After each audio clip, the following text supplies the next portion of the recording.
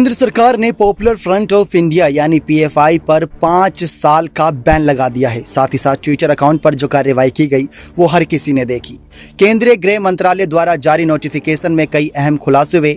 Intelligence एवं जांच एजेंसियों की एक अहम रिपोर्ट इस संगठन पर बैन लगने का प्रमुख आधार बनी है। इस रिपोर्ट में कहा गया कि सियासत के चक्कर पीएफआई काफी आगे बढ़ चुका था। वह मुस्लिमों को गुमराह कर रहा था। पीएफआई से जुड़े लोगों के पूर्वज साहबों को गाली देते थे। इस्लाम की सर्वोच्च धार्मिक हस्ती पैगंबर मोहम्मद के साथी, शिष्य, लेखक और परिजन जिन्होंने उनके जीवन काल में साथ दिया, उन्हें अरबी भाषा में साहब बोला जाता है। इसका अर्थ साथी या सहयोगी होता है। इन्हें सहबा भी कहा जाता है। इसके अलावा तुर्की की इंटेलिजेंस एजेंसी MIT से पीएफआई का संबंध रहा। भारतीय खुफिया एजेंसियों और NIA की रिपोर्ट के मुताबिक पॉपुलर फ्रंट ऑफ इंडिया को अंतर्राष्ट्रीय स्तर पर फंडिंग होती रही। इसमें तुर्की की इंटेलिजेंस एजेंसी MIT और पाकिस्तान खुफिया एजेंसी ISI का गठजोड़ भी सामने आया। इनकी मदद से एक मोटी रकम बैंक खातों में पहुंचाई जा रही थी। इस राशि का इस्तेमाल टेरर फंडिंग में किए जाने के सबूत हाथ लगे हैं। कश्मीर में आतंकवाद को बढ़ावा देने के लिए इन दोनों एजेंसियों की भूमिका सामने आ चुकी है। ISI द्वारा कथित तौर से अपने मकसद के लिए तुर्की राष्ट्रपति रेसेप तय्यप एर्दोगन का इस्तेमाल किया गया। साल 2019 में संयुक्त राष्ट्र संघ की महासभा में तुर्की राष्ट्रपति एर्दोगान, मलेशिया के पूर्व PM महितार मोहम्मद और पाकिस्तान के तत्कालीन PM इमरान खान ने कश्मीर का मुद्दा उठाया था। तुर्की ने मलेशिया और पाकिस्तान को साथ लेकर न्यू OIC बनाने की सफल कोशिश की थी। पहले तो तुर्की कश्मीर के मुस्लिमों की नज़र में हमदर्द बनना चाहता था, लेकिन अब पीएफआई जैसे संगठनों के साथ वह भारत में मुस्लिम संगठनों को समर्थन देने के लिए आगे बढ़ चुका है।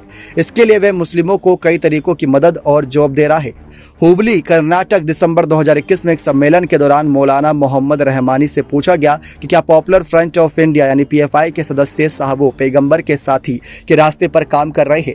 Abul Kalam Azad Islamic awakening centre के अध्यक्ष और रहमानी मस्जिद जाकर नगर दिल्ली के इमाम मौलाना रहमानी ने टिप्पणी की थी कि पीएफआई एक राजनीतिक संगठन है। यह उन लोगों से जुड़ा है जिनके पूर्वज साहबों को बदनाम करते हैं और गाली देते हैं। मौलाना रहमानी ने पूरे अधिकार के साथ कुरान और हदीस के आलोक में कहा कि पीएफआई इस्लामी मान्यताओं, आस्था पर काम नहीं करता है। उनकी विश्वास प्रणाली में खतरनाक विसंगतियां शामिल नहीं है। वे खारिज पद्धति के करीब थे। यही वजह रही कि संगठन पर सांप्रदायिक घृणा और धार्मिक कट्टरवाद को बढ़ावा देने का आरोप लगा था। कई राज्यों ने पीएफआई के भयावह डिजाइन बाबत चिंता जताई थी। कहा गया था कि यह संगठन कानून और व्यवस्था के संबंध में कई चुनौती पेश कर रहा है। यदि पीएफआई की गैरकानूनी गतिविधियों को तुरंत नियंत्रित नहीं किया गया तो ये देश में सांप्रदायिक सद्भाव को बिगाड़ कर रख देगा।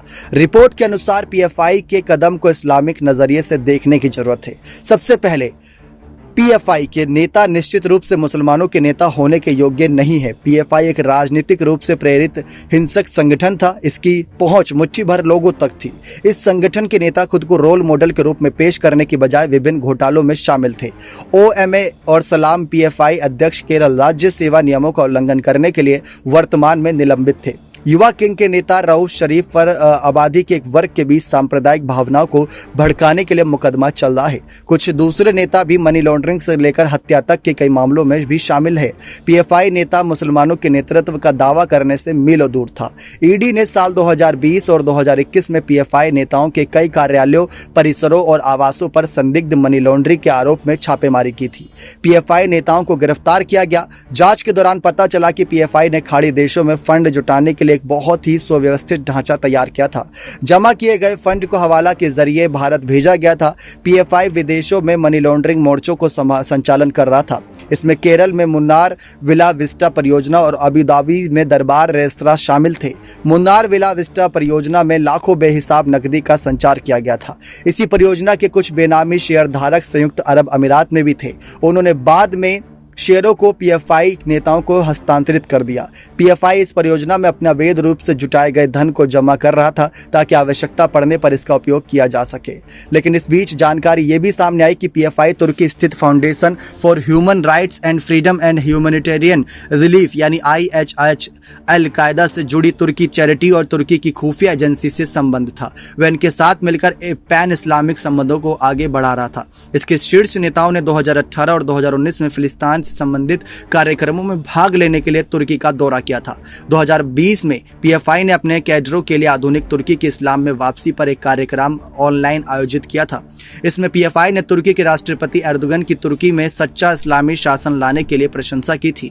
इंडिया फ्रेटर्निटी फोरम IFF और Indian social forum ISF PFI के विदेशी मोर्चे थे। इनके जरिए धन एकत्रित किया जाता था। इन संगठनों की कार्यकारी समितियां भारत में पीएफआई को बिना कोई निशान छोड़े पैसे भेजने के लिए जिम्मेदार थी। धन आमतौर पर नकद में एकत्र करते थे और उसे हवाला चैनलों गुप्त रूप से कहीं ना कहीं माध्यम से भारत में प्रेषित किया जाता था।